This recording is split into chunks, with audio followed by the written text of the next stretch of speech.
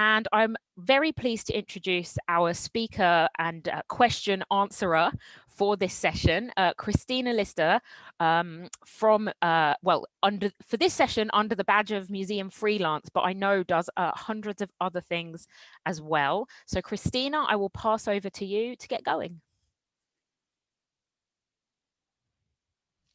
Hi everyone, thanks very much. I'll just see if I can get my slides shared. Can you see them? Perfect, thank you. Yeah, so delighted to be with you here today. My name is Christina, I'm a marketing and audience development consultant, and I'm also here as a co-director of Museum Freelance, which is now an organisation that supports and champions freelancers. So we work with 5 main areas, so museums, galleries, heritage sites, archives and libraries. So yes, we're called Museum Freelance, but have a bit of a bigger remit. And we've set up 5 years ago, started very small, very organically, just with a Twitter account, just wanting to get a space really where freelancers could come together, chat to each other, share ideas, challenges, jobs, and stop feeling so isolated really. And it's kind of grown and snowballed from there. So pre-coronavirus, and we're hoping obviously to get back to that, we ran an annual conference, in-person conference, and also a training, full-day training course on how to set up as a freelancer. But also we have a LinkedIn group, e-newsletter, a website that's evolving with lots and lots of resources, and also do quite a lot of lobbying and advocacy work. And I'd say that's part of our work that's really ballooned this year, I think for obvious reasons, in terms of making sure that freelancers aren't forgotten and freelancers' voices are heard when it comes to both in the sector and also at government level in terms of getting support measures in place. So one of the things we did, I'll come on, sorry. One of the things we did, which is what I'm here to share a lot of with you today, is we ran a survey earlier this year, really looking at who freelancers are and their needs, their challenges in the sector, because there wasn't really any data available. And I think without that data, it's really hard for us to do that lobbying and advocacy work. But yeah, firstly, just to say, I put this together a couple of years ago. I think freelancing is something that's totally misunderstood, and you know, a lot of people who don't do it maybe think that the reason you do it is because you can't get an employed job, and actually that is the dream. But actually for a lot of people, freelancing is the dream, and it works really well, fits in with their lifestyle. I would say it's a total cliche, but it is a real roller coaster. You know, you can have some massive highs and massive lows, and I think the difficulty can be that you're experiencing them all on your own. So you don't have those colleagues next to you, sitting next to you in the office necessarily, to share those highs and lows with. So, you know, on the left, we've got things like, you know, you might be having issues like late payment from clients, or you just can't get motivated, or you're trying to IT troubleshoot and problem solve all the time. You know, but equally on the flip side, the highs can be amazing. You know, you win a piece of work, which is a massive achievement. You just love what you're doing. You feel inspired. You have more control and flexibility. So it is a bit of an upside down roller coaster. But although anecdotally we know a lot of the issues and needs and challenges of the freelancing community in the sector, I think it's safe to say that there hasn't been a robust piece of research looking at it. So we started putting together this survey about a year ago, and unfortunately ended up launching it just as kind of coronavirus and lockdown hit earlier this year. But we decided to go ahead, keep going with it anyway, and I'm really glad we did, because the data is really, really useful, and certainly some form of baseline, hopefully, which we can use for future surveys. So I'm just going to share a few highlights from the survey with you today and what they tell us about freelancing and freelancers. But it's a 70-page long report, so do feel free to go on our website and check it out in full. So you can do that. It's museumfreelance.org, and if you go /resources, the survey is at the top there. So in terms of just who responded, 314 freelancers responded, and it was the beast of a survey, so we're really pleased with that number. 83% identified as female, which is obviously higher than the general population, and also higher than the museum sector workforce if we compare it to the Arts Council's diversity report from 2018 to 19, where 57%, I believe, of the workforce identified as female. 16% said their day-to-day activities were limited because of a health problem or disability, And that's higher as well compared to the museum sector workforce as a whole, where that figure is calculated slightly differently, asked slightly differently, but was 7%. And certainly I think the qualitative data in our survey report showed that for a lot of people, freelancing can offer more flexibility and more opportunities which work well for people who have disabilities or health problems. 94% describe their ethnicity as white, which is much higher than the population as a whole and also higher than the museum sector workforce. So that's something we're really keen to look at in more detail. And 50% work part-time. So either exclusively freelancing part-time or mixing freelancing alongside study or employment. And certainly I think that the latter, so part-time freelance, part-time employment, is a model that we're seeing more and more of. And if that's something that's of interest to anyone, you know, we can talk a bit more about that, the pros and cons of that later on. So motivations for going freelance. At the top, you've got things you'd expect really. So flexibility and freedom, work-life balance, to be my own boss. But I think interestingly to note the two at the bottom, so 1 in 5 respondents started freelancing because they were unable to find employed work, and 16% because they were made redundant. And I think, you know, chances are if we did this survey again next year, those two figures might be quite a bit higher. So, you know, whilst freelancing is a positive practice choice for a lot of people, for some people it might be a necessity, not something they really want to do, but something which is a necessity just as a means of staying in the sector. And in terms of freelance roles, I think, you know, this is hopefully encouraging to you all, but there's just such a wide range of roles that you can freelance in, you know, anything from project management, we've got interpretation, learning and education, reenactment, film production, archival services, digital. There's just a huge range that people do. The top main freelance roles we found from the survey were so education and learning at a delivery level rather than a more strategic level, interpretation and exhibitions, evaluation, visitor studies and audience consultation, project management, and then sort of communication, marketing and audience development at the bottom. We also looked at additional contributions that freelancers make to the sector because we thought it was really interesting to see what else they do. And I think this is part of valuing freelancers and recognising their contributions to the sector. It's not all just about the paid work they do. So lots of variety in what freelancers are doing, you know, sharing advice on platforms like this, I suppose, or maybe Museum Hour on Twitter, undertaking pro bono client work, speaking at conferences, being trustees, sitting on boards, and also undertaking unpaid mentoring.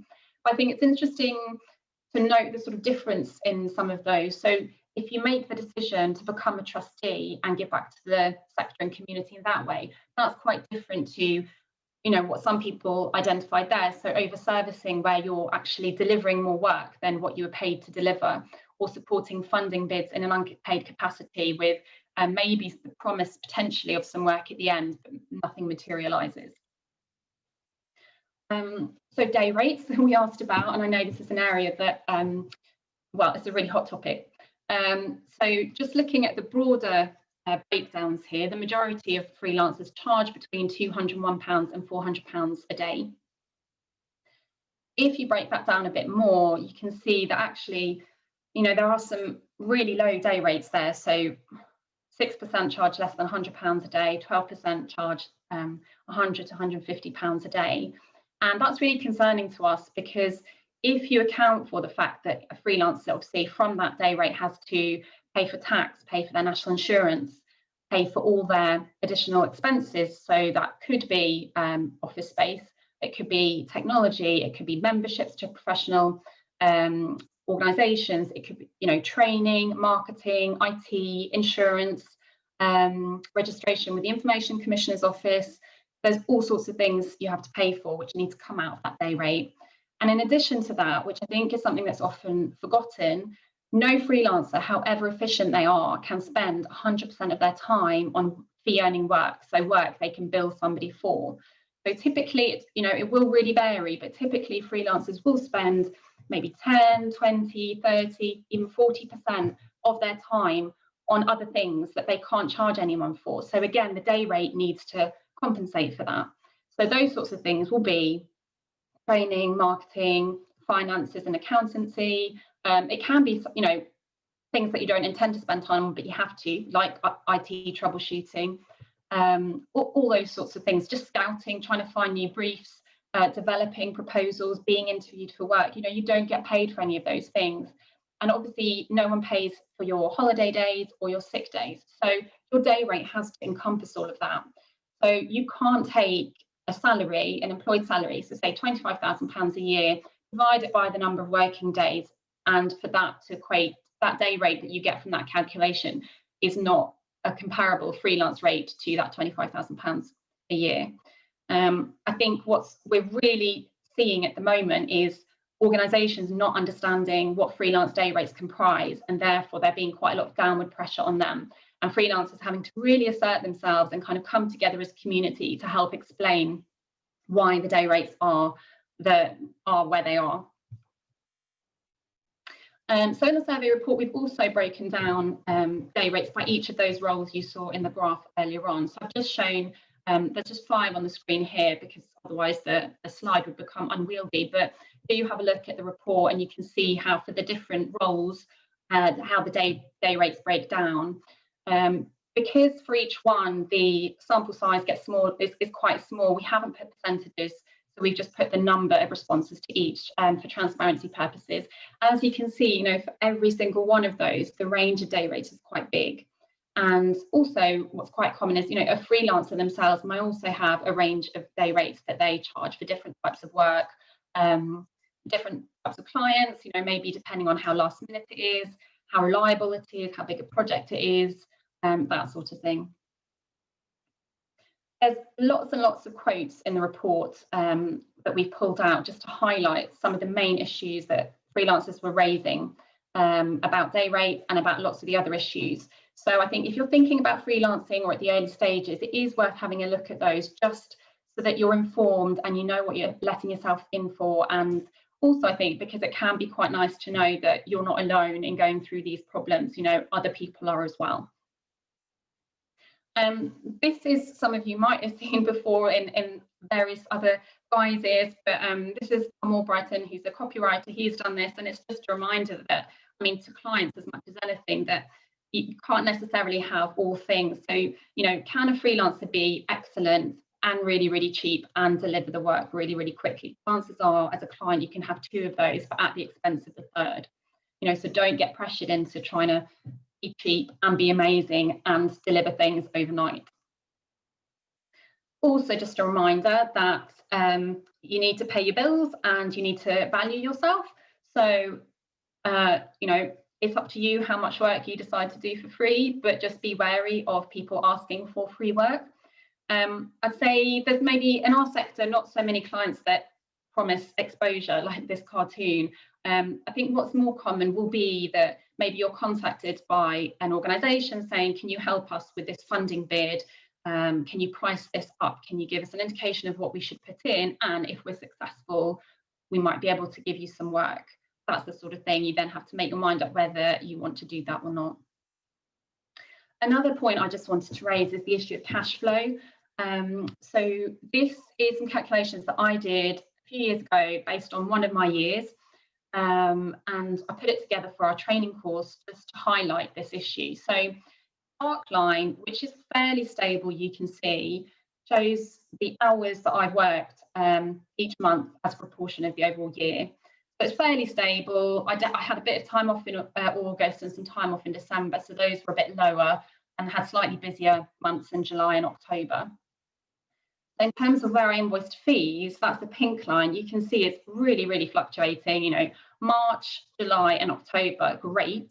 Actually, February and April, I didn't invoice a single penny. And then in terms of when I received the payment, it's the turquoise line. So at the start of the year, that sort of maps fairly nicely. So March, not bad. But then you can see that the big peak sort of in July of work, July that I was invoicing for, that came a month later. But the October peak that I was invoicing for, that hasn't yet arrived in my bank account by the end of the year.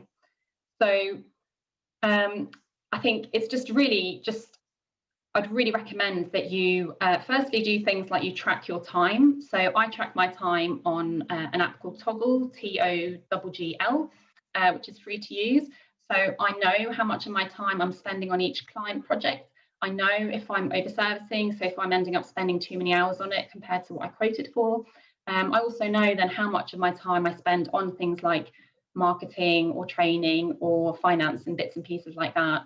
And think about how you can mitigate against this issue of cash flow being so fluctuating. So it's great if you can negotiate with clients to, for example, pay 25% of a project fee upfront and then maybe in installments, so you're not waiting for the whole amount to invoice at the end. Also, obviously, making sure that you're set up as a supplier on systems and you have purchase orders and things like that in place really early on, certainly with local authority run organisations and universities and the bigger organisations with sort of procurement teams and big finance teams. Those processes can be a lot slower.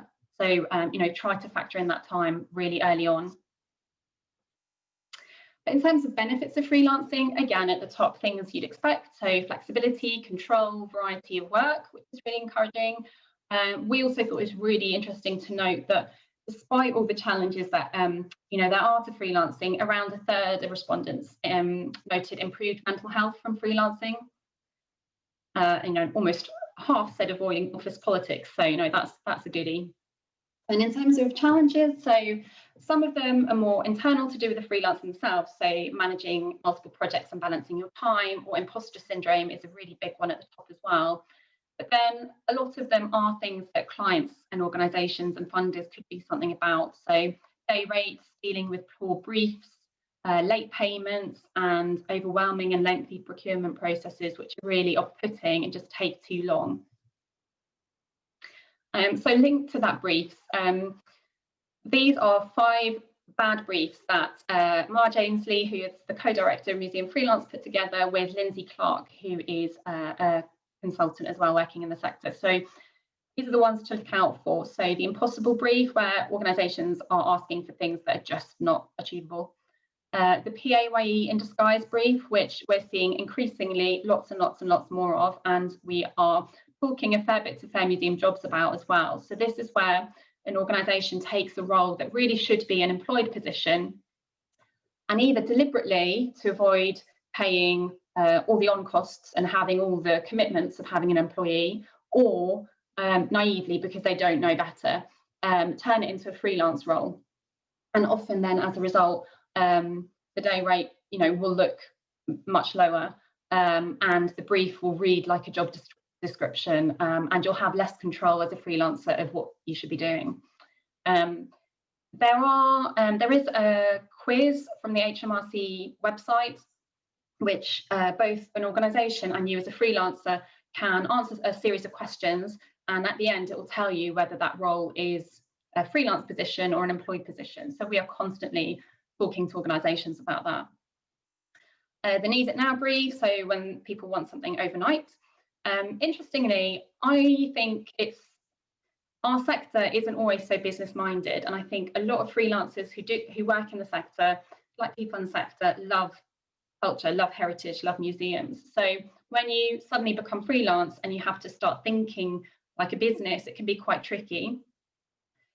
But if you borrow, I'm always interested in borrowing ideas of what freelancers and the self-employed do in other sectors. And for example, I know graphic designers who will take on rush jobs, but they will then put on a 5% rush fee or a 10% rush fee, for example, to do things quicker.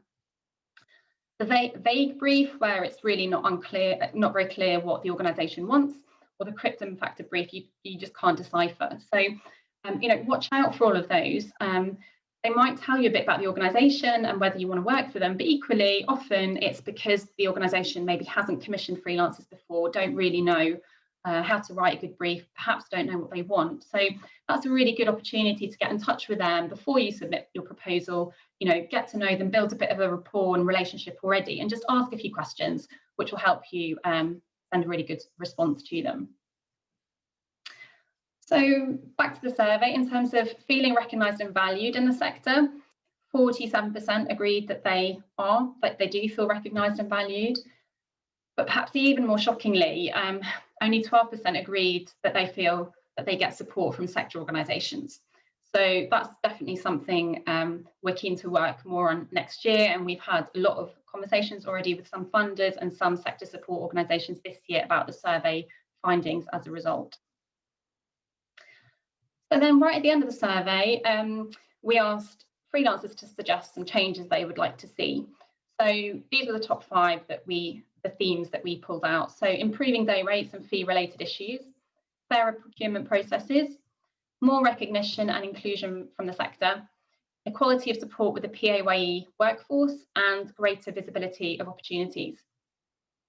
And we also made some recommendations about what we thought should happen as a result of the survey. So firstly, the recommendations for organisations, we're asking that they value freelancers, that they consult with and include freelancers. And this can be as simple as just having a tick box option that is appropriate in things like surveys or on conference booking forms and that sort of thing, that you don't have to say which museum you work for. You know, there is a self-employed or equivalent option. Providing affordable opportunities that are open to freelancers, because again, a lot of subsidised training and free training isn't currently available to freelancers. Develop and implement best practice procurement processes, and also guidance on contractual issues. And that's something I think the sector has to come together as a whole and do. There's no one, individual organisation that can do that. So recommendations for freelancers, we say think like a business. You have to put that business hat on, value yourself, know your worth, know what to charge. I think that can really help you prioritise, help you say no when you need to say no, and that sort of thing. Get informed, so read up, be aware of your rights and responsibilities, and once you know your rights, make sure that you assert them as well. When I started out 8 years ago, I found a lot of other freelance groups really, really valuable that sort of span, they're not just for our sector. And you can find them on Twitter and on Facebook. They're really most active, I'd say, as Facebook groups. So there's Freelance Heroes, there's Being Freelance, and there's Doing It for the Kids if you have children as well. And they are amazing communities, super, super friendly. And you can ask any question in there, and actually just by floating in there, there's always questions that come up about bank accounts and pensions and all sorts of other things that are relevant to freelancers in any sector. Also, I'd really encourage you to join and get involved in the Museum Freelance community. So, join our LinkedIn group, even if you're not currently freelance, maybe you're just thinking about it, a bit freelance curious, absolutely, you're super, super welcome. And then we're saying to freelancers, really recognise and shout about your achievements and pat yourself on the back and tag us in social media. We'd really happily share, because we really want to give that platform where we can just raise up freelancers. So in terms of what we want to do next, we're continuing to just share the research findings. We want to also deliver some online training on things that were raised specifically in the survey. We want to create a panel with freelance voices, so voices that are currently underrepresented, and we want to make sure that they feed into what we're doing a lot more. We want to develop some campaigns, so continue with our lobbying and advocacy, and also around things like 57% of respondents aren't currently contributing to a pension, for example. So we want to do some work around that.